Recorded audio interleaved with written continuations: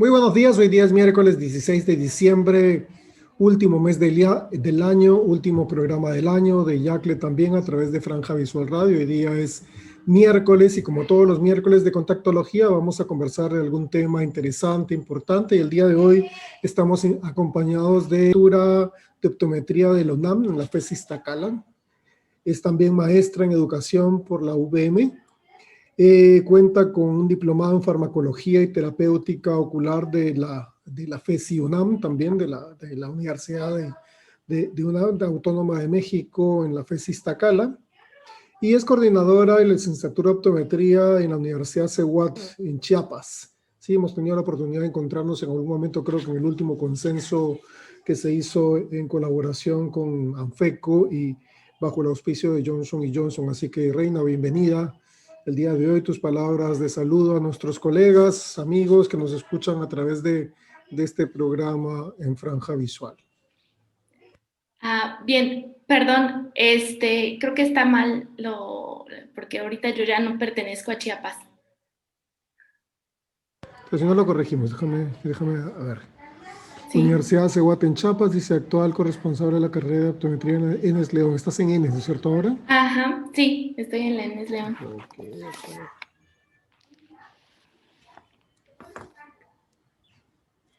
Repetimos eso y continuamos.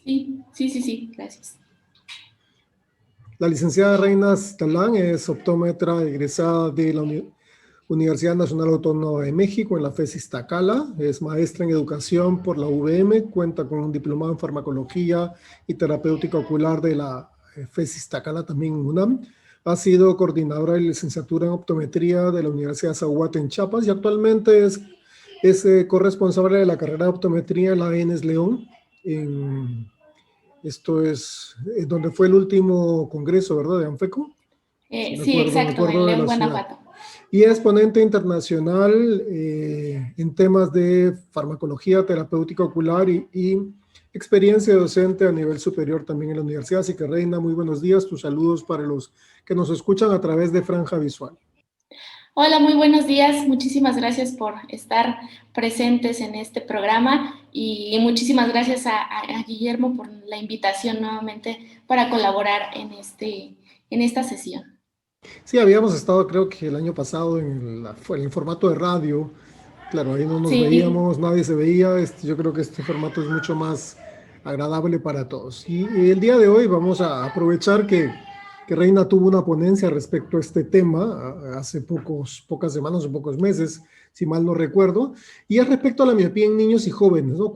¿Qué efecto ha tenido el confinamiento? Es algo que se comienza recién a trabajar, no sabemos específicamente en cifras reales qué es lo que ha estado pasando, por lo menos no en algunos países de América Latina, Perú, México, Colombia todavía no tienen cifras exactas, pero vamos a ver porque es interesante en las referencias que ella me envió para tener el guión del programa, pues se ve alguna información ya de encuestas respecto a cuál ha sido pues la actividad visual que hemos tenido, y sabemos que en esta etapa de confinamiento hemos tenido todos los teles, ¿no? Teletrabajo, teleconferencias, hemos tenido todo. Así que cuéntanos un poco, Reina, inicialmente para ponernos en contexto respecto al confinamiento. ¿El confinamiento en México inició cuándo y terminó cuándo? Porque ahora ya hay una etapa mucho más abierta, como en todo sitio, pero la etapa específicamente del confinamiento, ¿cuándo fue? Para nosotros, por ejemplo, fue del 16 de marzo al finales de mayo. Hasta ahí fue el confinamiento obligatorio. A partir de ahí, pues han habido medidas de liberalización de actividades, pero todavía muchos tenemos que hacer teletrabajo por cuestiones de salud, ¿no? Claro, sí, de hecho, la situación en México pues no dista mucho de la situación mundial. Incluso recuerdo mucho la fecha en la que inició la cuarentena tal cual, la medida restrictiva, porque fue unos días posteriores al Congreso Nacional de Optometría que organiza ANFECO. Fue aproximadamente una semana después. Estamos hablando de entre 12 de marzo, 13 más o menos. Y pues prácticamente se hizo el confinamiento los 40 días, pero pues fue posponiéndose, ¿no? Acabó alrededor de entre agosto, principios de septiembre más o menos. Y pues sí teníamos esa restricción al máximo. Habíamos tenido muchas complicaciones para continuar o como para reestructurarnos y volver a nuestras actividades. Y como bien lo dices, el trabajo a distancia, el teletrabajo, el tener la parte educativa por este medio, pues fue todo un reto para nosotros como docentes, para los propios alumnos también fue importante, y para los papás, ¿no? Yo lo veo porque al igual que yo, mi hermana es docente, pero de nivel preescolar, y pues también ella se puso a dar clases por Zoom, y controlar a niños de 2, 3 años en una pantalla, pues es todavía más reto, ¿no? Entonces eso sí se vio bastante comprometido, pero pues se pudo sacar al máximo que se pudo el trabajo y la parte educativa. Sí, yo estuve en México justo para el congreso que mencionas y regresé a Lima entre el 11 y el 12 de marzo, y aquí se cerró todo el 16, ¿no? Cuando yo llegué al aeropuerto ya habían 4 casos en México y creo que 6 en Perú. Había esa diferencia, era pequeña y todo el mundo ya estaba preocupado, y en el aeropuerto pues ya comenzó un tema de los vuelos de Europa, les tomaban temperatura a los que veníamos de países de América Latina, nos decían, ¿se siente bien? ¿Ha estado con fiebre? No, pase, ¿no? Entonces, en esa etapa todavía no teníamos idea de la magnitud de lo que iba a pasar.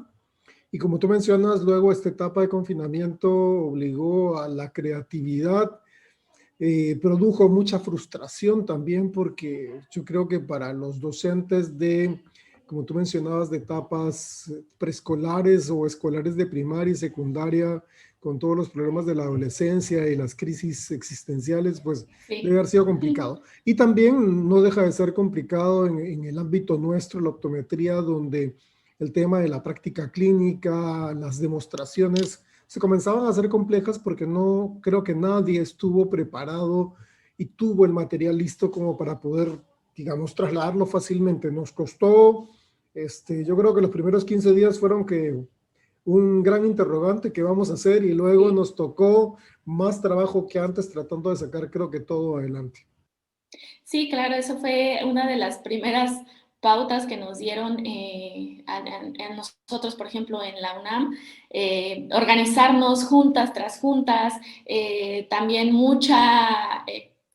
¿cómo se llama? Cursos, actualizaciones, checar plataformas, afortunadamente nos dieron como todas las herramientas, pero aún así, pues también el lidiar con esta parte de probablemente tenemos siempre a lo mejor un familiar, un amigo que trabaja en sector salud y que pues, está en riesgo, ¿no? En lo particular, una prima fue encargada de tomar muestras literal, tal cual, a la población, y pues estábamos como muy preocupados porque era más propensa a infectarse, ¿no? Entonces también esa parte psicológica, emocional de mantener a tu familia en el mejor estado, pues sí te afecta y a lo mejor pierdes como un poco el horizonte, y eso también fue algo bastante fuerte para todos, para alumnos, trabajadores, docentes, en fin.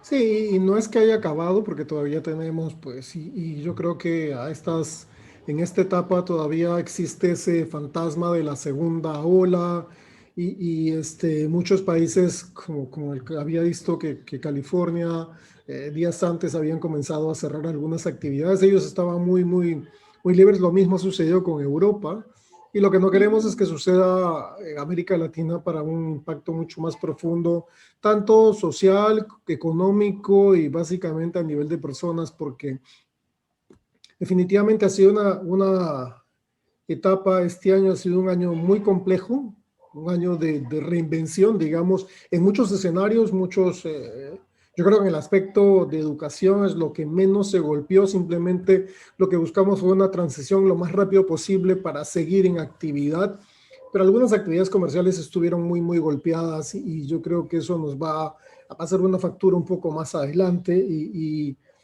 Y eso también nos ha obligado a comenzar, los cambios de actividad visual específicamente comenzaron a producir que luego, después de los periodos de confinamiento y de que ya es como cuando nos abrían la puerta para poder salir y veíamos si salíamos o no salíamos, era porque necesitábamos algún servicio importante, que era gran parte de nuestra actividad visual, pues había incrementado significativamente. Y al día de hoy vamos a conversar de eso, ¿no? Cómo afectó el confinamiento, el incremento de la cantidad de horas de uso de los dispositivos, sobre todo en la gente más joven, ¿no? Porque cuando pensamos en el adulto, digamos, sí hay fatiga como en todo orden de cosas por el tema emocional, el estar sentado muchas horas sin un ambiente como el de una oficina o el trabajo, donde en un salón de clase uno está parado. Aquí uno la clase la hace sentado porque a menos que uno tenga, digamos, un estudio medio de grabación, puede estar parado y moverse por todo el ambiente que alguien lo está filmando, pero en condiciones normales frente a la pantalla uno tiene que estar lo más cercano posible, moverse lo menos posible, pues no, uno sale de foco o si uno mueve mucho las manos, sucede que de repente las manos desaparecen del escenario. Así que ha sido todo un aprendizaje, digamos, a la fuerza que hemos tenido que tener. Entonces conversamos un poco me pareció información muy importante la que me enviaste para poder tener esta conversación respecto a cierto tipo de trabajo que sí ya se ha comenzado a hacer, ¿no? Así que cuéntanos un poco respecto a esto de aquí, por favor.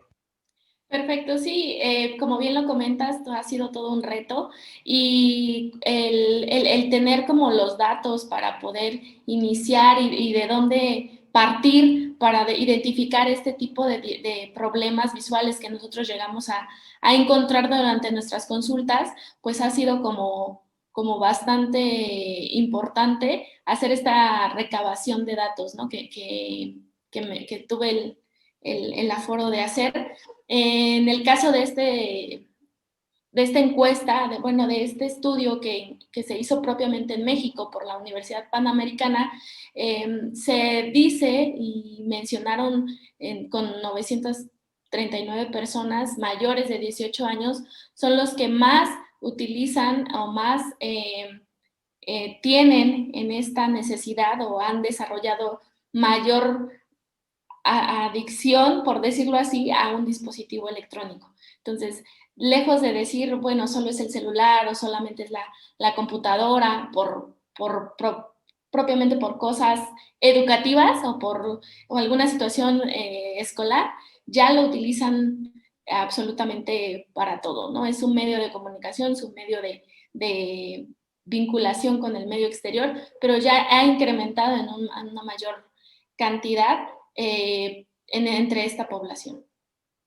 Claro, y también hoy día un medio de socialización importante, ¿no? Porque en el caso de que las familias estaban, por ejemplo, en ciudades diferentes y uno no podía viajar, por lo menos tenías la posibilidad de verte, ¿no? O sea, es como, a mí me ha tocado el año pasado, el año 2019, viajar mucho y yo tengo dos niños, no son muy pequeñitos, pero igual era conversar con ellos y que te vieran, lo cual ya era una ventaja y ahora pues prácticamente y había mucho la discusión si en estas semanas próximas de Navidad las reuniones familiares pues podrían ser una buena opción, este, o si uno quería evitar pues la posibilidad de contagio, mejor no, moverse lo menos posible. El incremento de actividad comercial también por las fiestas de Navidad también podría ser un riesgo, pero sí hemos visto digamos, entre la población estudiantil principalmente, que son los mayores de 18 años en promedio, la gente joven que trabaja, que estaba mucho más afín a la tecnología, han encontrado en la tecnología pues un medio para poder desarrollarse, digamos, de manera más eficiente. Ahora, respecto al tiempo, ¿no? Porque cuando vemos el uso de tecnología decimos, bueno, sí, ¿no? La gente tiene un teléfono celular, tenían una tableta o una tablet, tenían el computador y la gran mayoría de nosotros, para nuestro trabajo, digamos, administrativo, de creación o de desarrollo de clases, por ejemplo, en el caso particular de un maestro, lo que ocurre es que utilizamos un computador para hacerlo, ¿no? Pero Sí. estas cifras son importantes porque vemos que hay un incremento significativo. Bastante significativo. De hecho, hemos visto este incremento incluso de nuestras propias casas, ¿no? Uno como docente, uno como trabajador, y que a lo mejor llegaba del trabajo y hacía los pendientes, ¿no? Mandar correos, a lo mejor ver el correo y calificar alguna tarea o revisar alguna exposición o no sé, algo bastante como básico, y ahorita prácticamente necesitamos la plataforma, dónde voy a hacer el examen, la sesión sincrónica con mis alumnos, también el correo, porque ya me mandaron las tareas o ya me mandaron esto. Entonces, el tiempo que se dedica a un dispositivo electrónico ha aumentado, y este mismo estudio de la Universidad Panamericana menciona que son 9.1 horas, 9 horas frente a la computadora, y muchas veces son seguidas. No hay como ni tiempo de descanso, uno tiene la comida aquí, está comiendo, o a lo mejor trae la bebida porque ya me deshidraté de tanto estar hablando, explicando clase por clase. El alumno incluso me ha tocado que me dicen, profesora, llevamos aquí desde las 7 de la mañana, denos 5 minutos para ir a comer, a desayunar o algo. Yo así de, no, adelante, ¿no? Yo también utilizo esos 5 minutos como para respirar, relajarme tantito y ya volvemos otra vez. Pero sí, es como se ha dado, hasta parece, como dicen ahora, parece chiste, pero es anécdota. La verdad es que sí, nuestra vida ya se da en un entorno frente al computador, frente al celular. Si dejo la computadora, me voy a la sala, ya me llegó un correo. Y en estos fabulosos smartphones, pues ya, lo puedo contestar de ahí. Pero sigo conectada, sigo pendiente de toda esa parte. Entonces, independientemente de que use computadora, tablet o celular, pues sigo pendiente de esa tecnología. Entonces, se ha incrementado bastante y eso nos ha perjudicado visualmente. Sí, claro que sí. Sí, hay una parte también, porque hace algunas, no sé, eso fue hace como un mes ya, aquí hemos tenido una situación política un poco complicada en los últimos meses, y con los cambios de presidente se comenzaba a ver, por ejemplo, la dedicación de los teletrabajos, ¿no? La cantidad de horas, como tú dices, que la pasa uno sentado mirando la pantalla, y aunque porque además en el trabajo tenías alguien con quien conversar de repente, si tenías un Sí, escritorio, de repente venía alguien y mirabas digamos, la regla del 20-20-20, mirabas a alguien que entraba a la oficina, o si estabas en clase no estabas sentado frente al computador, sino utilizabas el computador de repente como una herramienta, pero no estabas sentado frente al computador. De repente lo tenías a un lado y pasabas tus diapositivas, o hacías algún comentario, mostrabas alguna imagen, descargabas algo de internet, pero 9 horas de repente alguien te podría decir, no, pero 9 horas es lo que regularmente ocurría, sí, pero estamos hablando de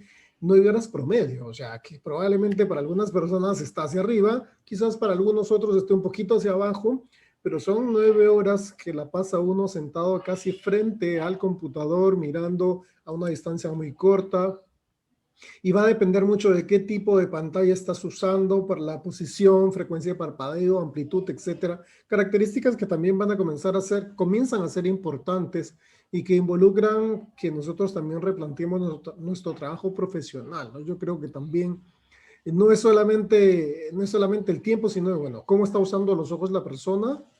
Yo vi, por ejemplo, y te comento porque un familiar me dice, me voy a comprar unos lentes para luz azul porque los están ofreciendo por internet en estos famosos sí. emprendimientos, ¿no?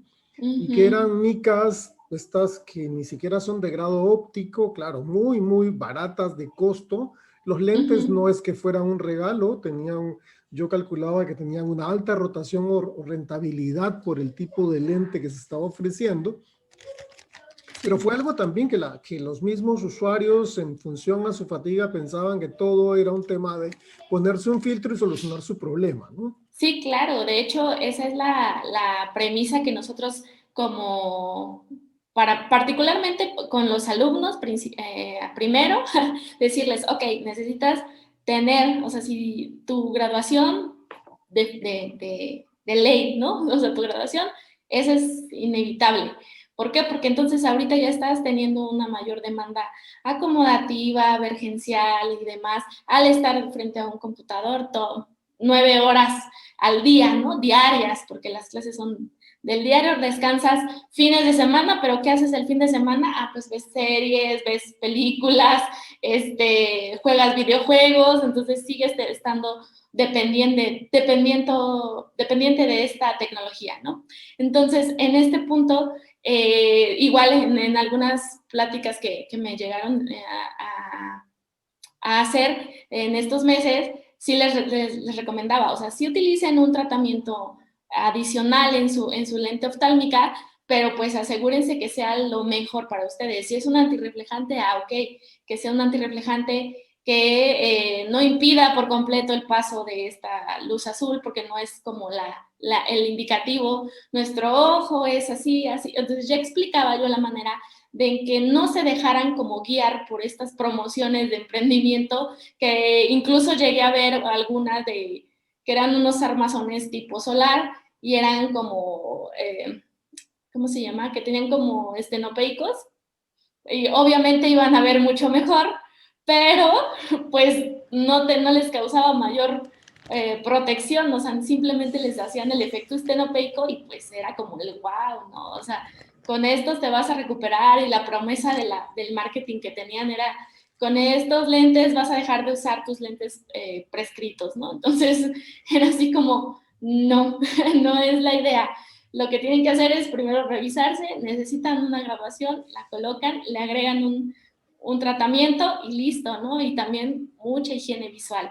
Entonces, esa parte también, como bien lo dices, es ahora sí que nuestro trabajo como optometristas, decirles, sí se puede usar un filtro, incluso lo vi con muchos blogueros, muchos influencers que decían, yo lo pedí por tantos dólares y me llegó y súper guau, ¿no? Pero pues nunca les comentan a sus seguidores que pues esa no es la manera de adquirir un lente, ¿no? O de No, adquirir protección. y además no les comentan a los seguidores luego si les funcionó o no, porque yo hago el unboxing, como sucede regularmente con los influencers y Sí, youtubers, hacen el unboxing porque les mandaron de regalo el lente y le hacen de manera indirecta o directa la propaganda al producto. Wow, esto me quedó perfecto, veo muy bien, etcétera. Pero cuéntame cómo te fue una semana después, un mes después, un año después de usarlo, ¿no? Porque al final de cuentas lo que sucede mucho hoy día es que la gente de estas edades es seguidora de este grupo de personas que lamentablemente la información que tienen es básicamente la información de la propaganda comercial. Y no es que el producto de repente sea malo, sino que de repente la indicación de uso o la recomendación que ellos están dando basados en un nivel de formación muy precario respecto específicamente a ese tipo de conocimiento, pues es más una desinformación que una buena recomendación. Entonces ahí también tenemos que nosotros, como se dice, ponernos pilas para que, porque a veces tú chocas contra los comentarios de estas personas y dicen, no, porque a mí en el internet me han dicho tal cosa. O, a ver, desmiéntelo, ¿no? O sea, ten el claro. argumento, el buen argumento sin que suene reiterativo o a un, digamos, esquema comercial de que tú le quieres vender otra cosa, ¿no? Entonces es como delicado, pero lo que sí tenemos claro es que el tiempo se ha incrementado significativamente y nuestros ojos definitivamente por esa actividad sufren. Ahora, el uso activo es de la gente joven, ¿no? Porque los millennials son los más afines a la tecnología. Los que no somos millennials nos hemos tenido que subir digamos, al coche de los millennials porque no nos quedaba otra. La telefonía celular cambió. Yo soy del teléfono celular tenido de los primeros hasta los actuales, pero ellos viven a partir del teléfono celular y muchas de las actividades y ellos prefieren, digamos, el comercio electrónico a través de plataformas de teléfonos celulares que incluso de las computadoras. Un correo electrónico para un chico de esta edad es como decir que le están mandando una hoja de papel, ¿no? O sea, para ellos un correo Claro, electrónico, mándame un es nada, mensaje, ¿no? ¿sí? Ok, sí, sí, sí, claro. Ellos incluso tienen un mayor manejo de de esta tecnología, pero hay algo que me he estado dando cuenta en este intercambio, ya una fase totalmente digital, que muchos de los jóvenes conocen y dominan el arte y el mundo de las redes sociales, pero cuando los pones a subir una tarea a una plataforma, a que tienes que poner, les das instrucciones claras de esto, esto y esto, y les dices, así lo vas a subir, así lo vas a colocar, se pierden, se les acaba el mundo, dicen, híjole, es que no, profe, y entonces viene esa confusión, ¿no? De, caray, pues sí utilizas tecnología, pero entonces no la están utilizando o no están sacando el partido de esta habilidad con la que nacieron prácticamente. Entonces, también hay que saber cómo orientarlos y decir, mira, esta es la plataforma, así se maneja de esta manera, y irlos orientando, aprovechando sus habilidades, como bien lo mencionabas, ¿no? De que ya un correo ya se les hace como, esto es más fácil que la tabla del 1, ¿no? Entonces, en este punto, sí hay que como, no presionarlos, pero sí como orientarlos, guiarlos a que aprovechen toda la tecnología que tienen, no solamente redes sociales, ¿no? Porque pues eso sí es una parte de entretenimiento, pero pues no nos es funcional en el área ni educativa ni laboral. Sí, porque un grupo de estudiantes en esta etapa de los que ya están saliendo, están haciendo sus trabajos para grado y me escribían y decían, ¿dónde puedo? Pero necesito escribir mi introducción y las referencias. Digo, mira, descarga Zotero, que es un programa gratuito, y ve este video para que sepas cómo se descarga y cómo se usa. Y después me escribían, no, es que no se puede. Le digo, no se puede que descargar el video o descargar la referencia.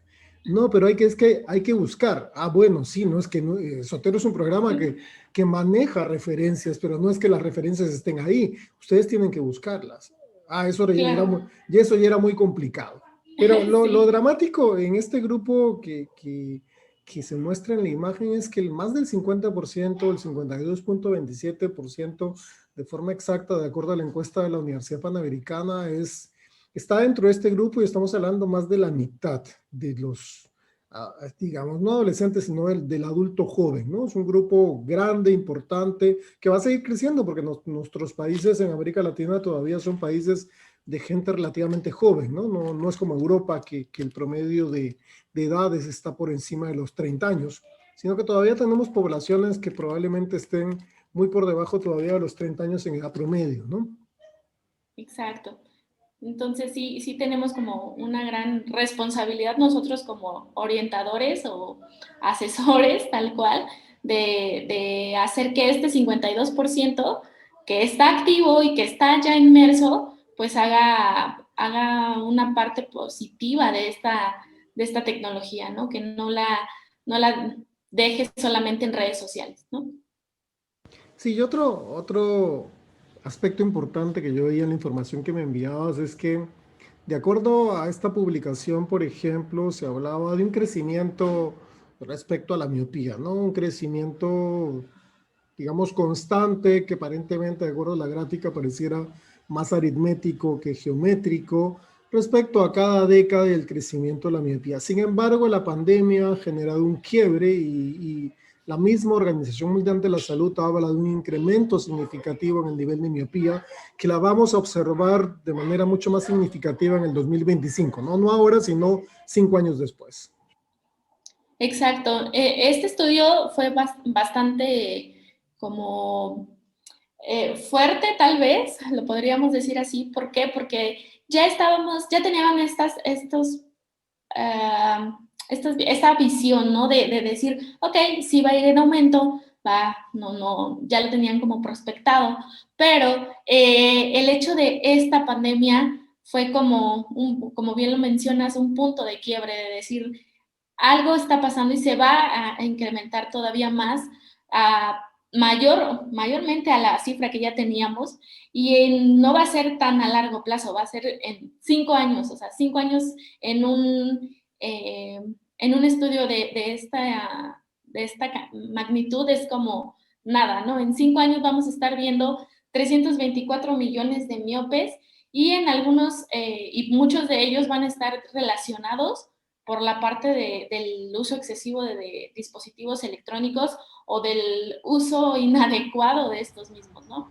Entonces, esto nos tiene que caer como en cuenta nosotros como sector salud, optometristas, de decir, ¿qué puedo hacer yo ahorita para poder minimizar, tal vez no evitar, porque pues no, no se va a poder anular por completo, pero sí minimizar o hacer menos esta cantidad de miopes, ¿no? O controlar esta cantidad de miopía que va a haber en los pacientes. Entonces, nuestras consultas particularmente tienen que ser lo más acertadas y completas posibles, porque a pesar de tener esta restricción en la parte de bioseguridad, de no me puedo acercar mucho, no puedo hablarle mucho al paciente, o a lo mejor no puedo hacerle tal o cual prueba porque son medios que se pueden contagiar fácilmente, sí tendríamos que hacer estas pruebas.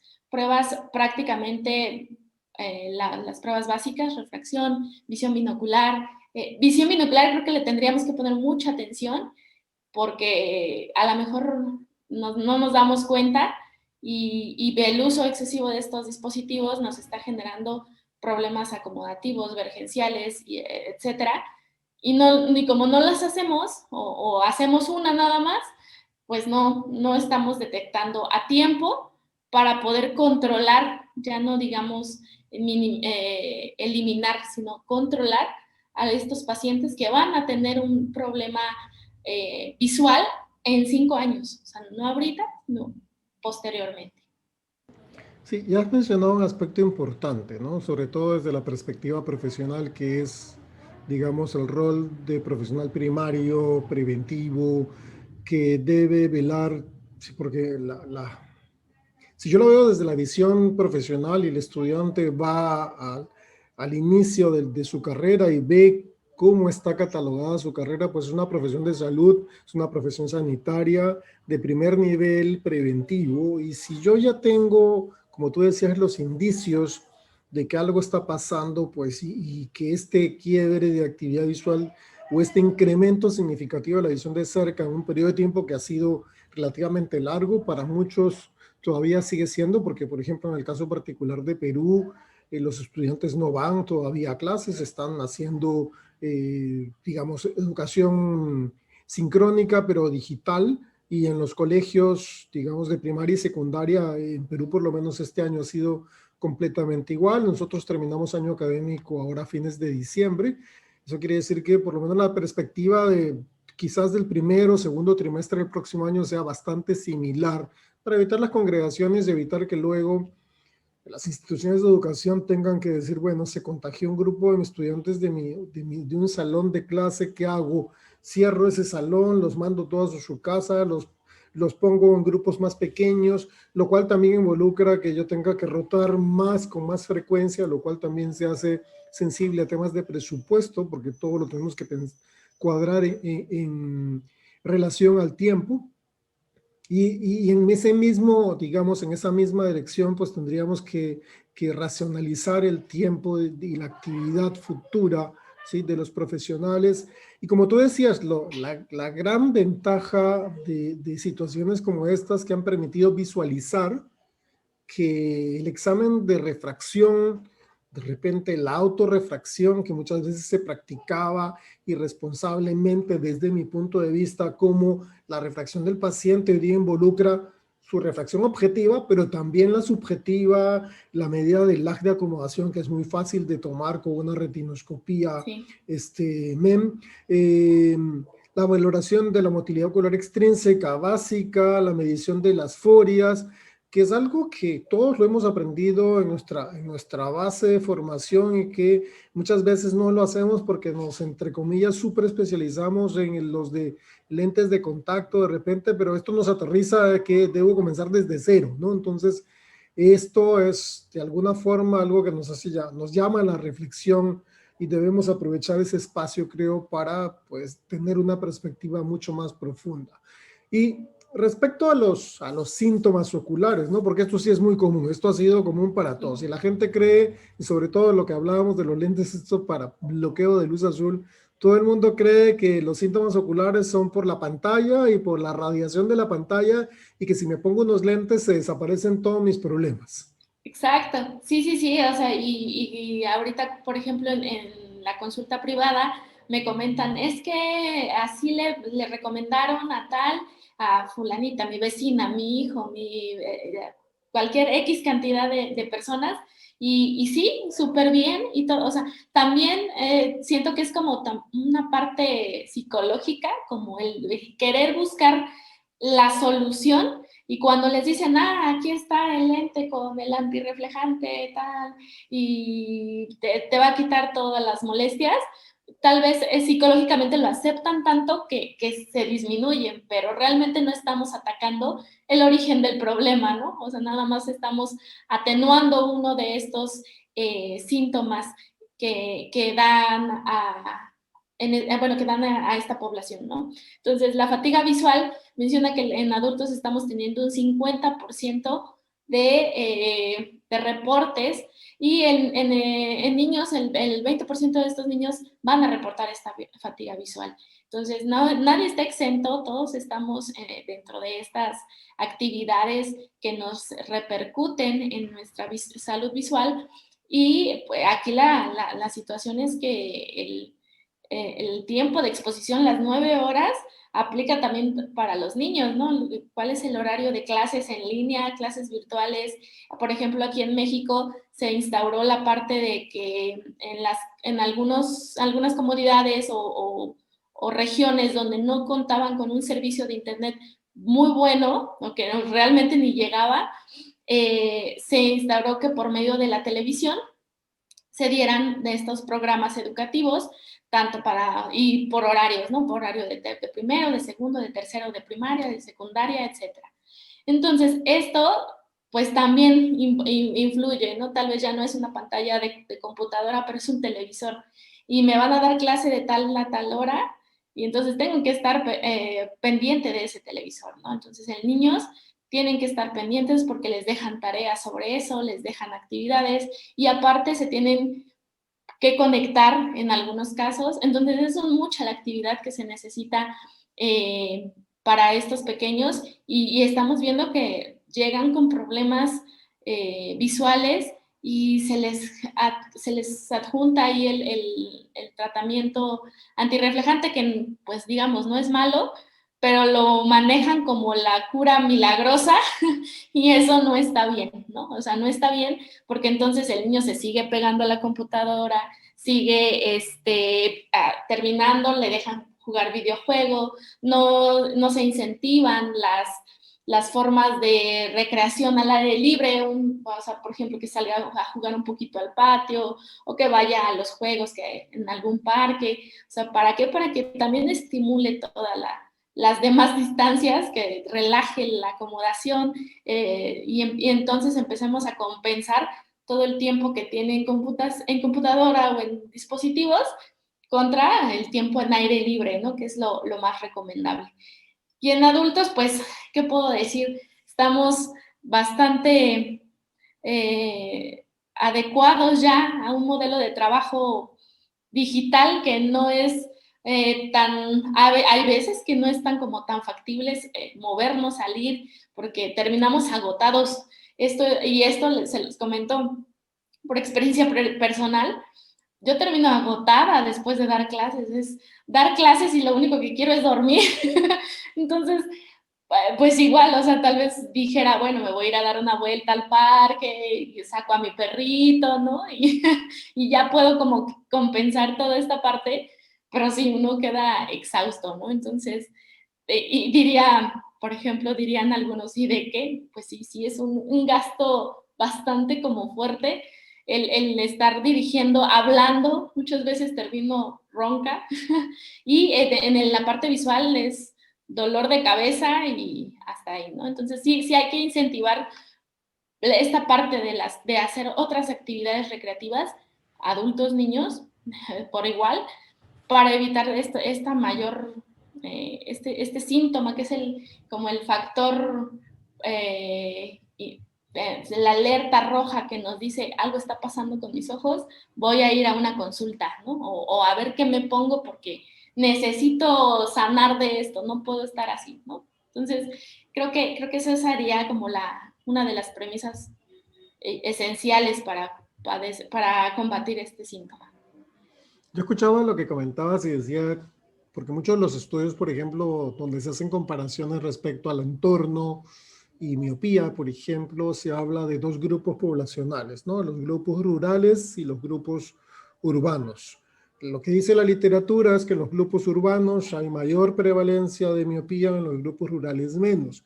Cuando hemos cambiado a los grupos rurales que tenían un acceso diferente a la posibilidad tecnológica, los hemos migrado a la tecnología, sea por una televisión que está relativamente cercana, o en centros comunitarios donde los chicos tenían que estar atentos, pues porque lamentablemente, pues como tú decías, el acceso a lo que de repente tienes tú en tu casa como internet, servicio de cable, etcétera, no es la realidad de ciertas zonas donde la zona rural pues es muy importante porque nuestros países son muy heterogéneos desde la perspectiva urbana y rural.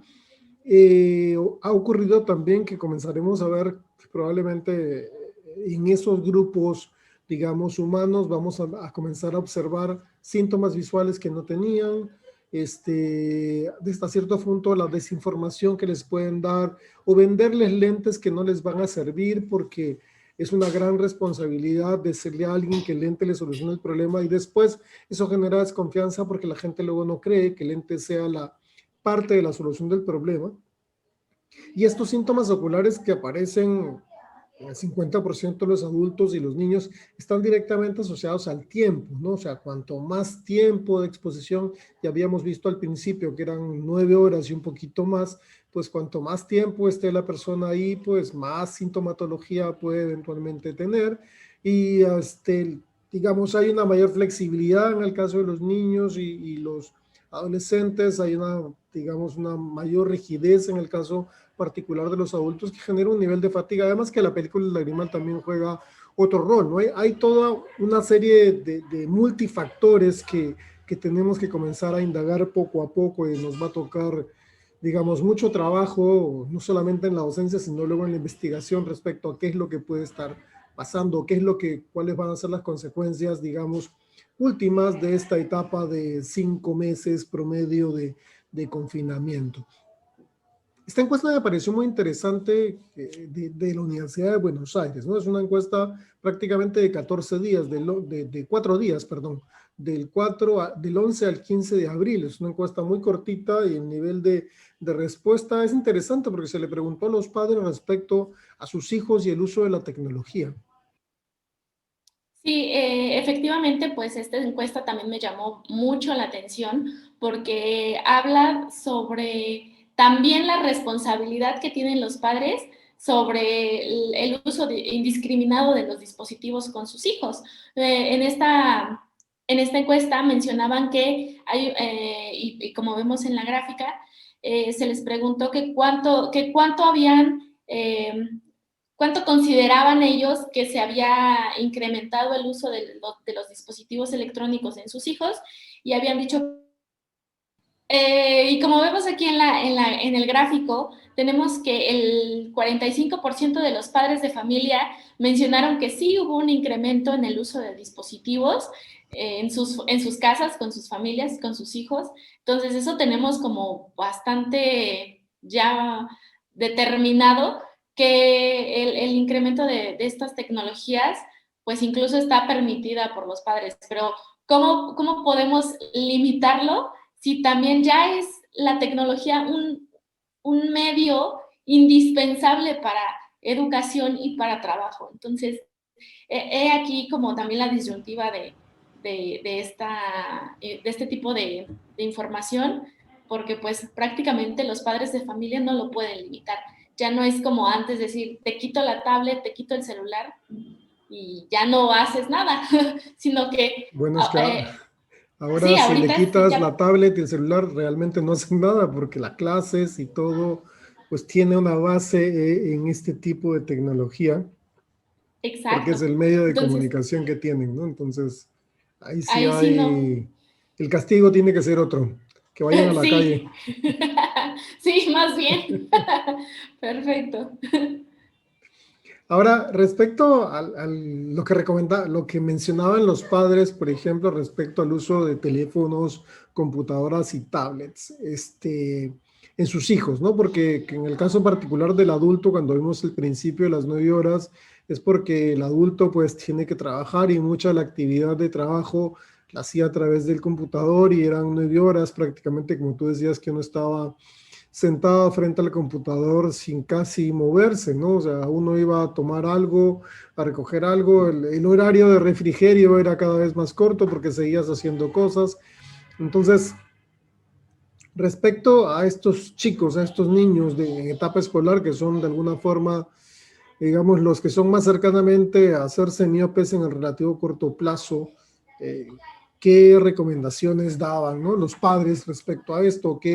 ¿Qué alternativas o qué propuestas? Porque al final de cuentas, como decíamos, no se puede limitar porque tienen que tener este tipo de actividad. Sí, claro.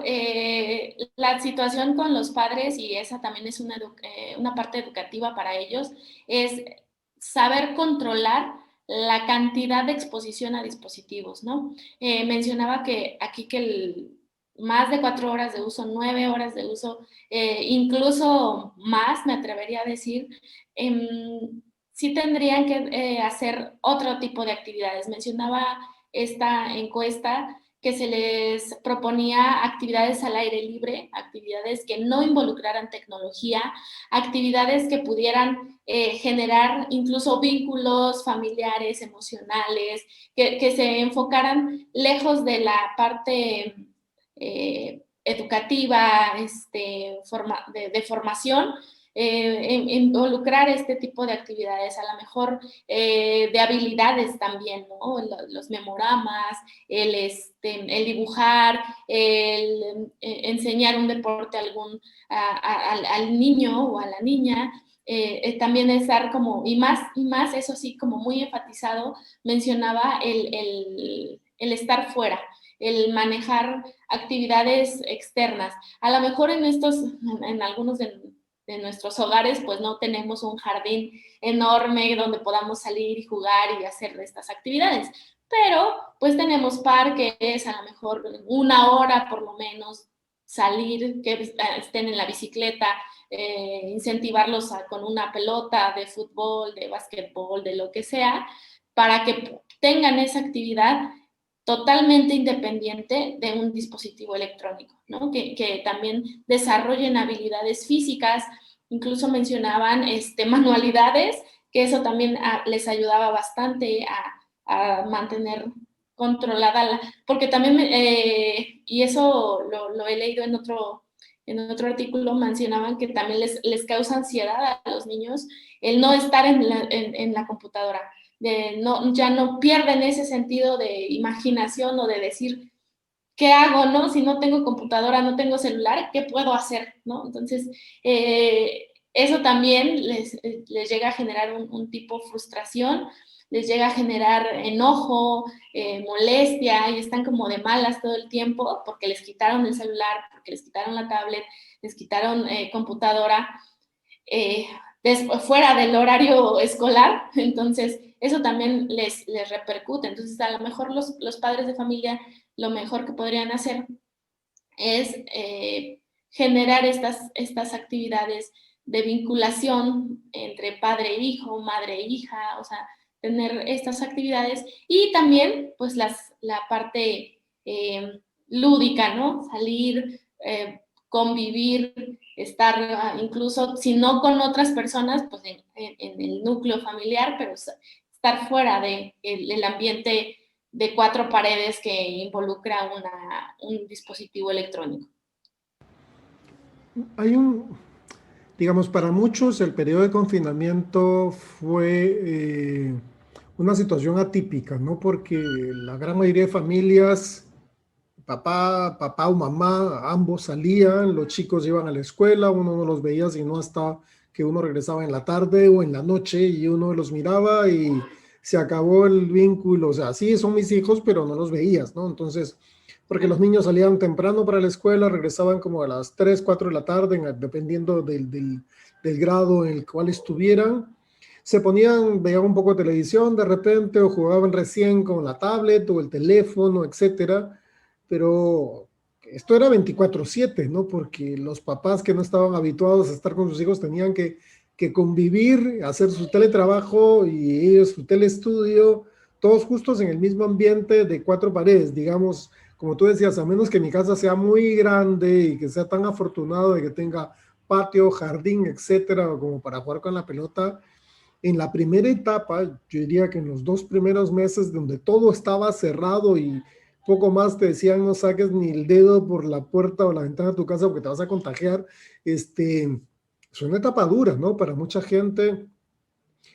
Yo me acuerdo en esa primera etapa, pues el tener que lidiar, concentrarte con la clase de un chico de primaria al costado, escuchando y tratando de seguirlo para poder orientarlo, porque si no sucedía que mi hijo menor, el de 6 años, desaparecía de la clase, ¿no? Se iba, se echaba encima del mueble o se iba a comer algo y regresaba porque tampoco había ese hábito de estar frente a un dispositivo obligado por una actividad específica, ¿no? Tú los podías tener 10 horas si quieres jugando cualquier juego en una tableta o en el teléfono, pero no el tema de estar atento a lo que te dice la maestra a través de la pantalla y hacer actividades guiadas desde la pantalla, quizás para un chico universitario, entre comillas, podrían ser más fáciles. También hemos tenido bastante dificultad porque algunos comenzaron a trabajar, entonces comenzaba la clase y tú escuchabas la bocina del auto, la gente en la calle y le decía, ¿ustedes están estudiando o están en la calle? ¿No? Entonces, también ha sido una situación compleja que ha obligado, como tú dices, a ser mucho más creativos, ha fortalecido y ha separado familias, ¿no? Porque en algunos escenarios ha podido ocurrir eso y también a la carga visual le agregas la carga emocional encima de como una gran mochila que uno ha tenido que cargar en esta época. Exacto, sí. Eso ha tenido una repercusión, independientemente de lo visual, totalmente emocional, y eso es lo que ha cambiado toda esta perspectiva de familia en muchas ocasiones, ¿no? Yo le decía a mi esposa cómo hará el que tiene otra familia, ¿no? Para poder estar. Si le tocó en una casa, se tiene que quedar ahí todo ese Y tiempo. ni Y modo. No, ay, bueno. cosas anecdóticas que eventualmente han podido pasar. La Asociación Sí. Americana de Pediatría recomienda cierta, o sea, una tabla de edades para el uso de dispositivos electrónicos, que regularmente la que nosotros deberíamos tomar como base en las recomendaciones para nuestros pacientes, ¿no? Claro, de hecho, a mi consulta han llegado papás preocupados porque dicen, es que no lo controlo, es que ya no puedo, o sea, yo ya no puedo estar al 100% ahí con él todo el tiempo pegado porque tengo mis actividades, tengo que revisar esto, ¿qué hago? Dice, lo único así, el santo objeto que lo puede calmar es la tablet, ¿no? O le doy mi celular y que haga lo que quiera, ¿no? Entonces, sí hemos tenido que trabajar mucho con ellos, con los papás principalmente, el niño pues independientemente pues está adaptado, incluso he visto cómo se comportan y estamos en la consulta y ya está así de mamá, quiero ver tal, ¿no? Una serie, un video, un X. Este, y se lo dan, y tal cual, y el niño lo super maneja muy bien, pero estamos hablando de niños de 3 4 años, entonces es como inverosímil que necesitemos de un dispositivo para controlar al pequeño. Yo le entiendo, a lo mejor, pues, la cantidad de actividades que se han desarrollado en esta pandemia, en la parte digital y en la parte a corto plazo, porque antes decían, tienes que hacer este trabajo y te damos una semana, ¿no? O a lo mejor, y ahorita te dicen, ay, bueno, ya me lo mandas por correo, pero mándamelo hoy, ¿no? Entonces, sí es como también te tienen un poquito más a la víspera de, híjole, me lo van a pedir ahorita, no, es para allá, ¿no? Era para ayer, ¿no? Entonces lo tienes que hacer.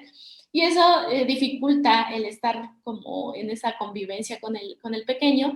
Y entonces la Asociación Americana nos menciona que prácticamente de 0 a 18 meses no es recomendable ningún tipo de dispositivo electrónico, no hay que exponerlos. También esto en la parte visual, pues tenemos conciencia de que a partir del recién nacido hasta 18 meses está en un proceso de desarrollo sensorial. El globo ocular está generando, está recibiendo esta estimulación visual y se está desarrollando, está adquiriendo habilidades que posteriormente van a culminar en un proceso de visión binocular, que es con lo que prácticamente nosotros tenemos todas estas virtudes, ¿no? De poder ver, de poder dimensionar objetos, de poder dimensionar distancias, etcétera, ¿no? Entonces, si hay algo trunco en ese periodo que pueda ser influenciado por un dispositivo electrónico, pues entonces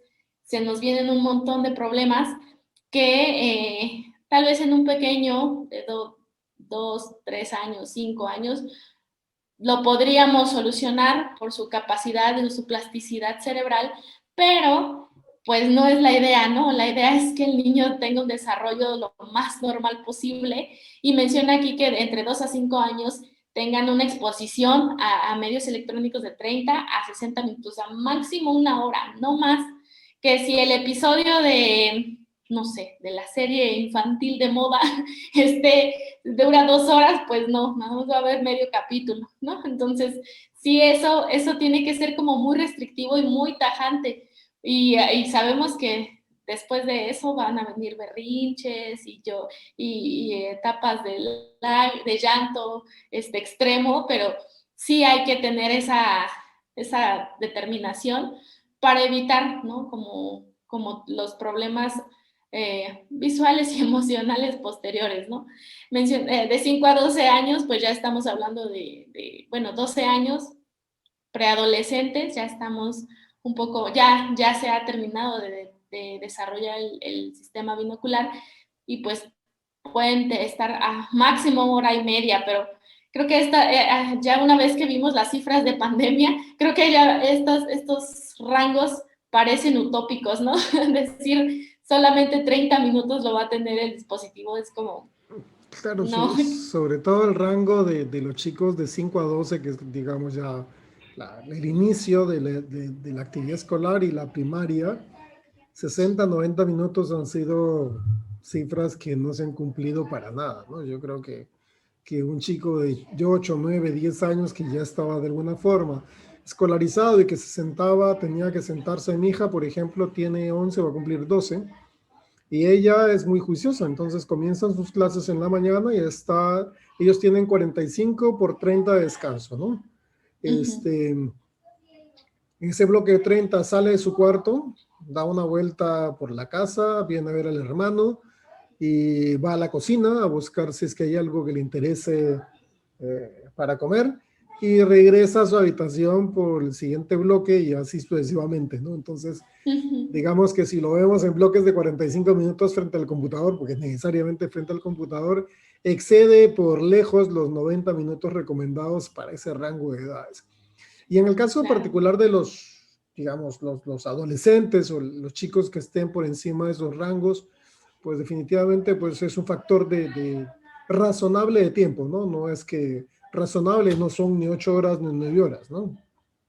Sí, no, claro, de hecho, eh, es precisamente por lo que lo menciono, es más, se complica la limitación de este tipo de dispositivos, pero pues prácticamente se pueden racionalizar, o sea, hay métodos, hay estrategias en los que si se necesita estar en un periodo prolongado, pues se puede monitorear, ¿no? Se puede organizar de cierta manera que diga, ok, si esto es extremadamente obligatorio porque es la parte académica, adelante, lo vamos a manejar así, o a lo mejor lo manejan, una sobrina tiene clases de 7 de la mañana a 2 de la tarde y solo tiene un receso en todo ese lapso, ¿no? De tiempo. Entonces, a lo mejor sí decir, bueno, y tiene que tener la cámara prendida y toda esta serie de condiciones, ¿no? Entonces, a lo mejor, si no estés viendo propiamente el computador, a lo mejor anota haz tus apuntes, o cómprate un pizarroncito y anótalo ahí también, o sea, que esté como un poco más dinámico.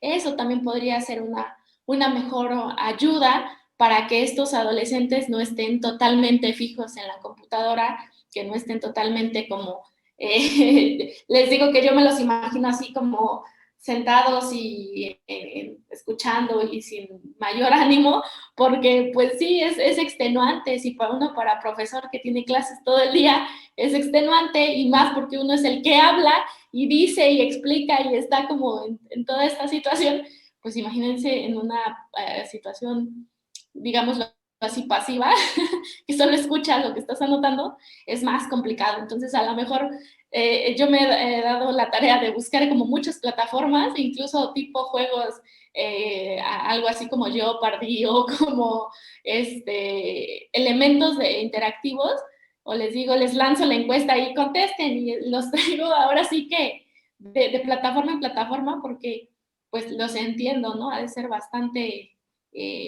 complicado mantenerse en una sola postura y solamente escuchando mi dulce voz, entonces pues no. Entonces, en esta ocasión sí podríamos manejar estrategias, tal vez no podemos limitar el tiempo, pero manejar estrategias de interacción, ¿cómo se llama? De dinamismo, que yo pueda moverme aquí, o le pongo un pizarrón allá, o pongo una cartulina, si no tengo pizarrón, pues le pongo una cartulina pegada y lo pongo a hacer algo. O sea, también involucrar esta parte de movimiento, ¿no? Que es lo que nosotros necesitamos para evitar todas estas complicaciones visuales y motoras, ¿no? Porque luego traen el dolor de espalda y del dolor de cabeza y demás. Claro, porque lo que tú mencionas es importante porque, por ejemplo, la postura es importante también para hacer las actividades y de ser posible, por ejemplo, también tener la posibilidad de que esté cerca a una ventana, ¿no? O sea, si la Claro. habitación tiene ventana, pues cerca, donde esté ubicado el computador, cerca a la ventana, para que por lo menos uno reciba luz de día para metabolizar o sintetizar vitamina D, ¿no? Que se requiere parte del espectro ultravioleta para eso. Entonces, son muchas cosas, no es una cuestión aislada.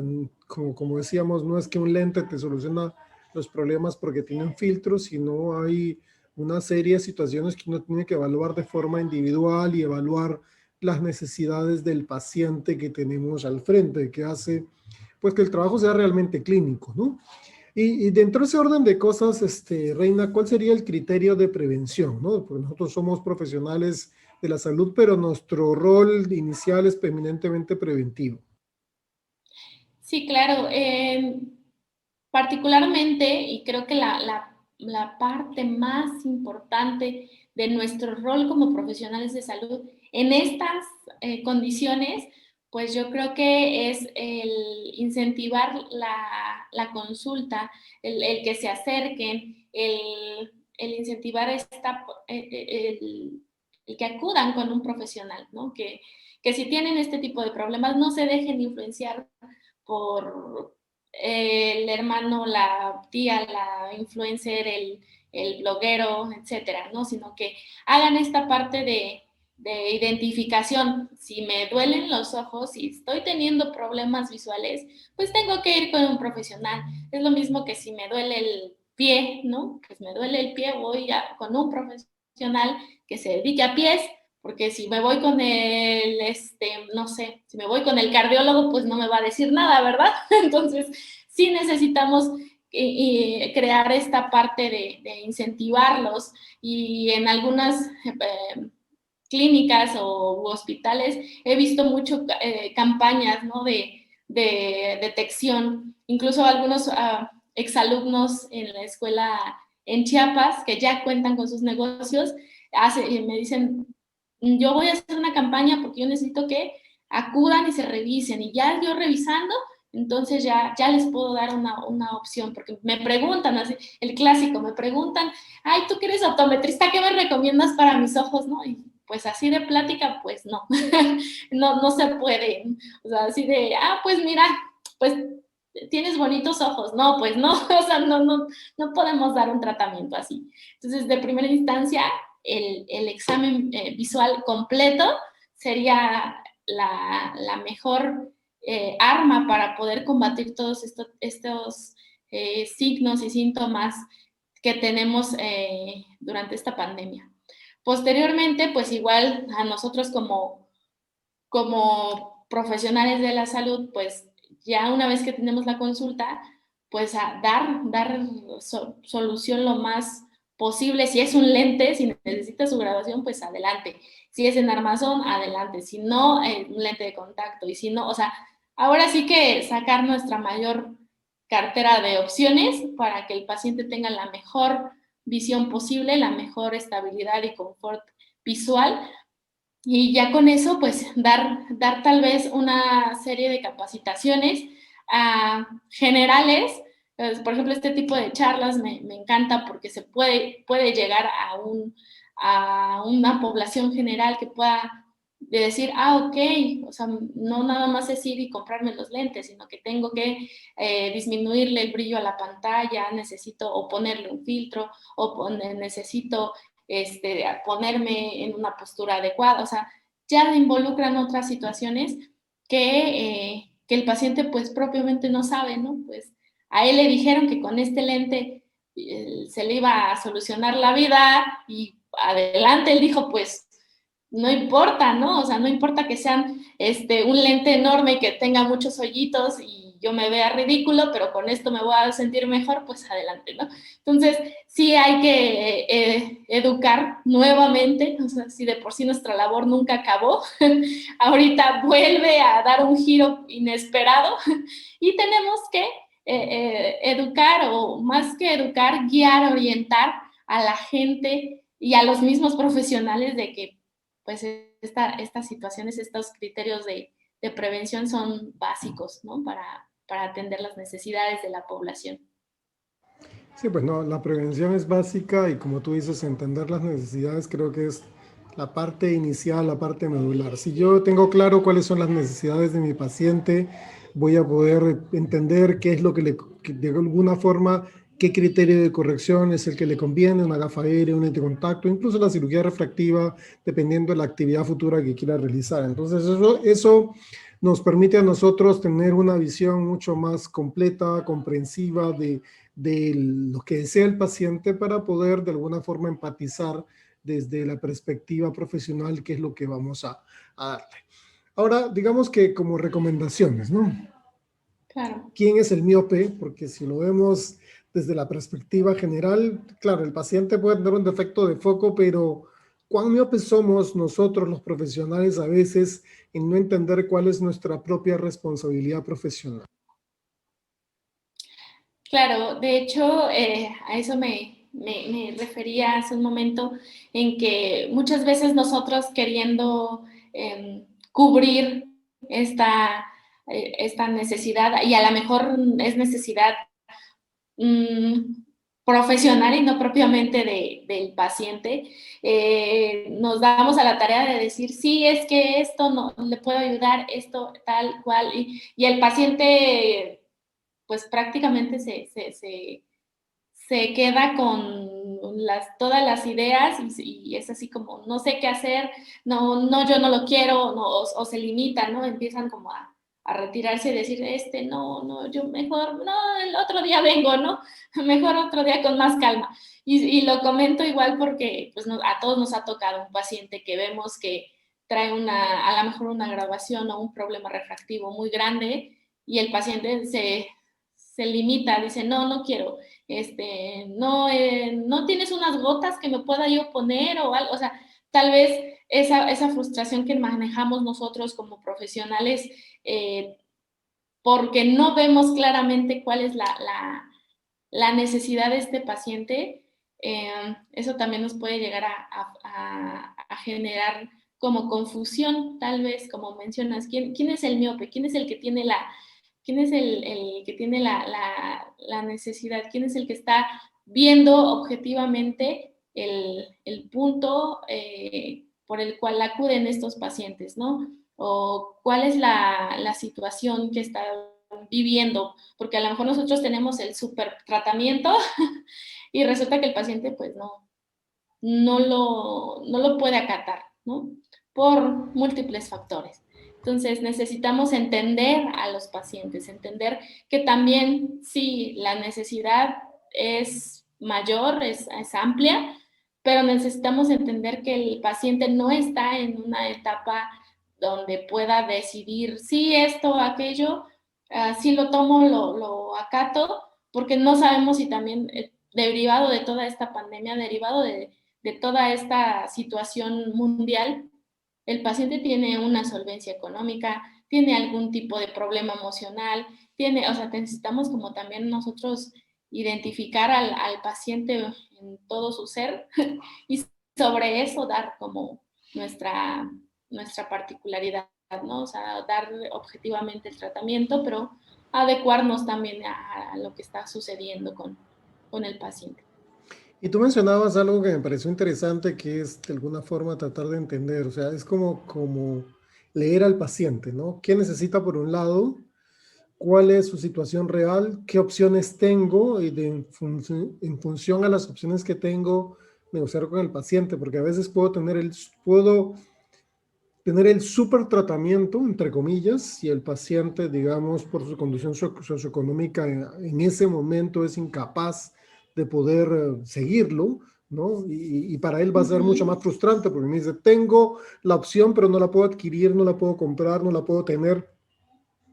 También es Exacto. parte de nuestra responsabilidad profesional tratar de proveer pues lo que el paciente requiere y necesita de la forma más correcta, ¿no? O sea, sabemos, nuestro trabajo, yo lo veo de la perspectiva profesional, no es ofrecer un servicio que le permita a la gente mejorar su calidad de vida.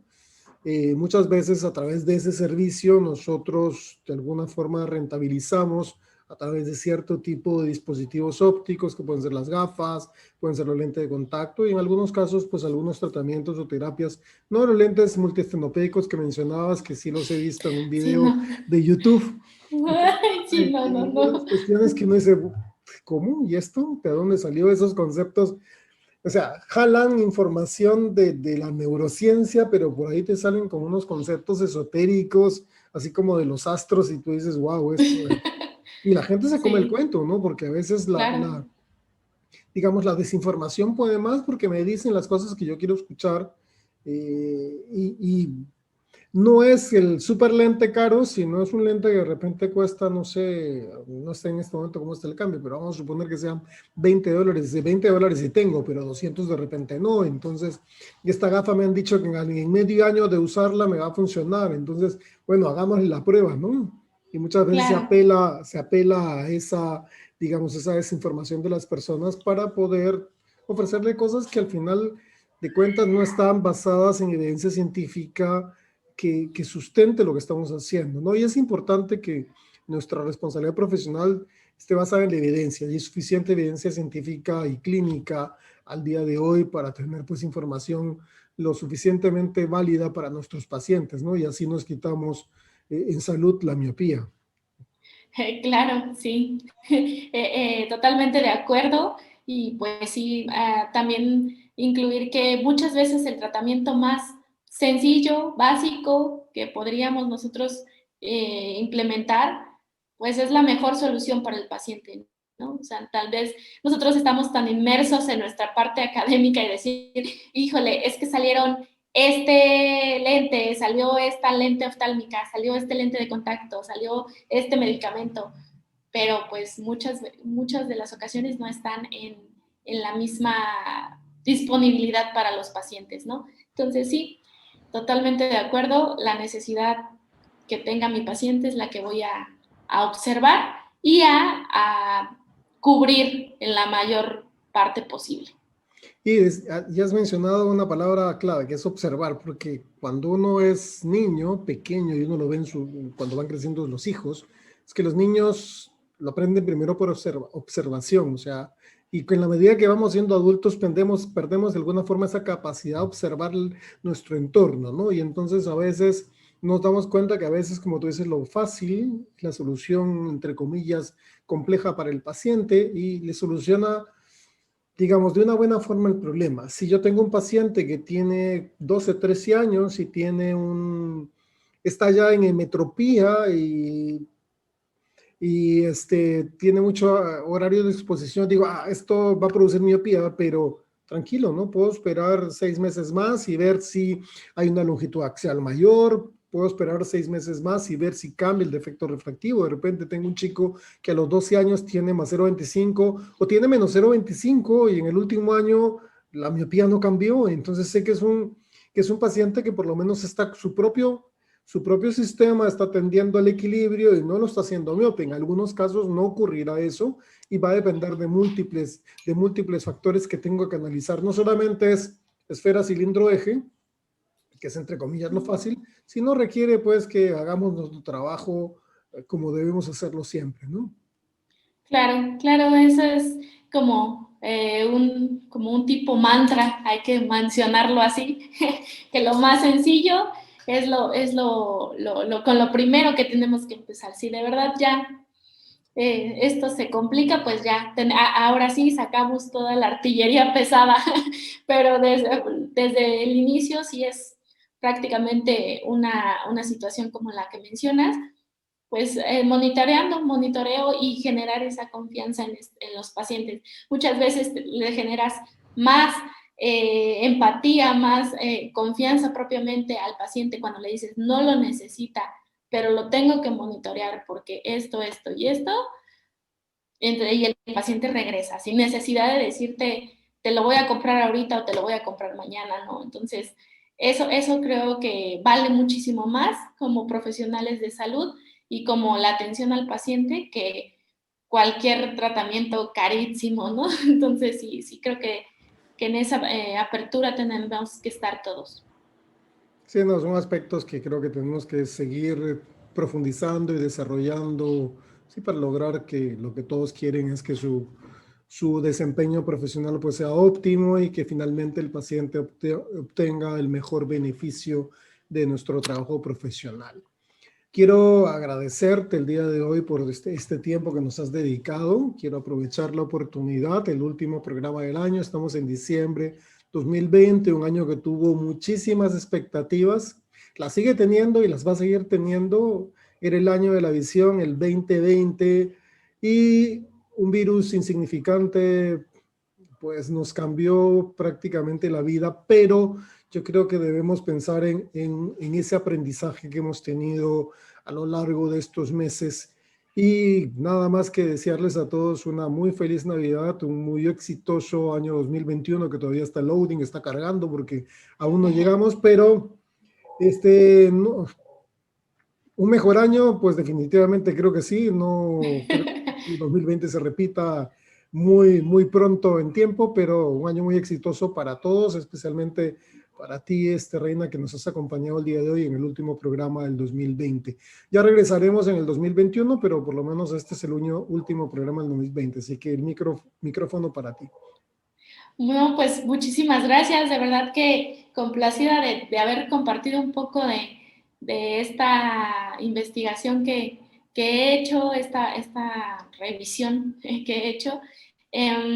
También compartir, y de eso se tratan estos espacios, ¿no? De compartir, que también nos lleguen comentarios, a lo mejor ahí algún conversatorio que se dé o que nos hagan llegar como sus opiniones sobre estos temas, es lo mejor, la verdad. Yo estoy en toda la disposición, me encanta platicar en estos espacios, les comento, y pues de verdad que sí, el año 2020 también fue bastante icónico. Eso sí, se va a ir con un súper foco rojo y así.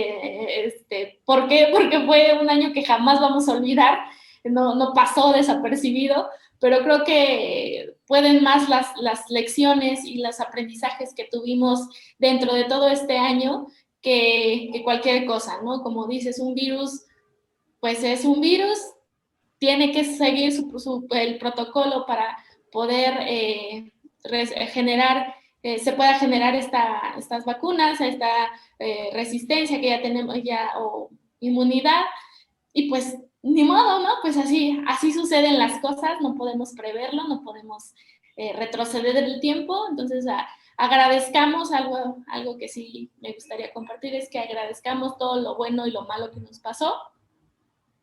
Y pues 2021 va a ser otro año muchísimo mejor. Les deseo a todos una muy, muy, muy felices fiestas. Les mando un abrazo muy cálido, de verdad. Estoy pues muy, muy agradecida con Guillermo, con la Yacle, con mis alumnos, con mi familia, con todos. Entonces, pues de verdad les quiero transmitir toda esa buena vibra que yo sé que ya todos estamos deseosos de ya terminar este año. Entonces, muchísimas gracias y pues estoy aquí en la disposición de cualquier otra plática que se llegue a dar. Adelante. Gracias, Reina. Y aprovechar para acompañar a aquellos compañeros que hayan tenido pues algunas pérdidas en las familias, que ha sido lamentable. He visto que algunos no nos acompañarán más físicamente. En algún momento nos volveremos a encontrar, de eso estoy seguro, Claro. y conversaremos de temas que siempre nos apasionaron, pero por ahora estamos bien, cuidémonos, estemos reunidos en torno a la familia, que de alguna forma es más importante, nuestra propia familia, nuestra familia profesional, y aprendamos a convivir en este espacio que hemos tenido la oportunidad de tener y que es un espacio abierto para todos los profesionales, miembros de Yacle, a compartir sus ideas, como nos mencionaba Reina el día de hoy.